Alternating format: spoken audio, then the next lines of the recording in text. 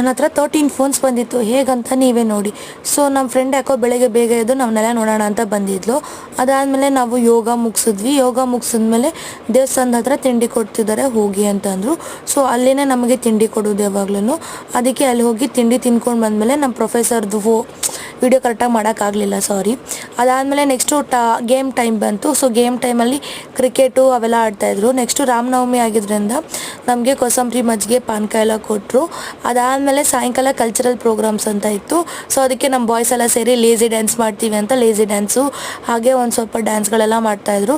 ಸಖತ್ ಎಂಜಾಯ್ ಮಾಡ್ಕೊಂಡ್ವಿ. ಅದಾದಮೇಲೆ ಸ್ವಲ್ಪ ಸ್ಪೋರ್ಟ್ಸ್ ಕಮಿಟಿಯವರು ಇದನ್ನು ಮಾಡೋಣ, ಆಟ ಆಡ್ಸೋಣ ಅಂತ ಅನಿಸಿ ಚೂಚಂಡು ಆಡಿಸ್ತಾಯಿದ್ರು. ಅದಕ್ಕೆ ಎಲ್ಲರೂ ನನ್ನ ಹತ್ರ ಫೋನ್ ಕೊಟ್ಟಿದ್ರು, ಒಂದು ಟೀಮ್ ಅವರು. ಹಾಗಾಗಿ ನನ್ನ ಹತ್ರ 13 ಫೋನ್ಸ್ ಇತ್ತು. ಇದೆಲ್ಲ ನನ್ನ ಮಿನಿ ವ್ಲಾಗ್ ಆಗಿದೆ. ನಿಮ್ಗೆ ಇಷ್ಟ ಆಗಿದ್ರೆ ಲೈಕ್ ಮಾಡಿ, ಶೇರ್ ಮಾಡಿ ಮತ್ತು ಕಮೆಂಟ್ ಮಾಡಿ. ಇದು ನನ್ನ ಫ್ರೆಂಡ್ ಆಡ್ತಾ ಇರೋದು, ಅದಕ್ಕೆ ವಿಡಿಯೋ ಮಾಡಿಕೊಂಡೆ. Thank you.